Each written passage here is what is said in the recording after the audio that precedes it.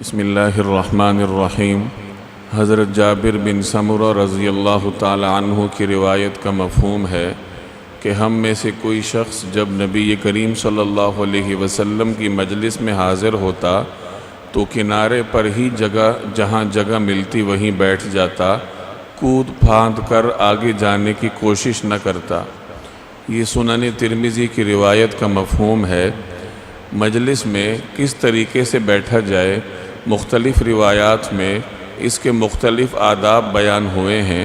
آج جو ہم نے روایت پڑھی ہے اس میں حضرت جابر رضی اللہ تعالی عنہ صحابہ کرام کا عام معمول بیان فرما رہے ہیں کہ جب حضور صلی اللہ علیہ وسلم کی مجلس میں کوئی صحابی جاتا تو اسے جہاں جگہ ملتی وہیں بیٹھ جاتا۔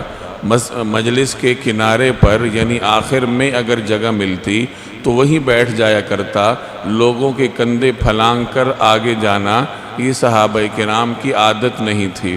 تو اس سے مجلس کا ایک ادب معلوم ہوا کہ جب مجلس میں جانا ہو تو جہاں جگہ ملے وہیں آدمی بیٹھ جائے، لوگوں کو پھلانگ کر آگے جانے کی کوشش نہ کرے۔ دوسرا ادب مجلس میں بیٹھنے کا یہ ہے کہ دو لوگوں کے درمیان نہ بیٹھے۔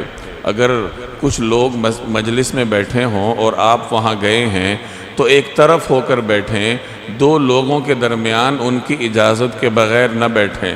چنانچہ سنن ابی داؤد کی روایت ہے کہ کسی شخص کے لیے یہ حلال نہیں ہے کہ وہ کسی مجلس میں بغیر اجازت کے دو لوگوں کے درمیان گھس کر بیٹھے۔ تیسرا ادب یہ ہے کہ اگر کچھ لوگ حلقے کی شکل میں بیٹھے ہوں، گول دائرے کی شکل میں، تو جہاں جگہ ملے وہیں بیٹھ جانا چاہیے۔ گول دائرے کے بالکل درمیان جا کر بیٹھنے کی کوشش نہیں کرنی چاہیے۔ چنانچہ سنن ترمذی کی روایت کا مفہوم ہے کہ اس شخص پر لعنت ہے جو کہ کسی حلقے کے بالکل درمیان میں جا کر بیٹھے۔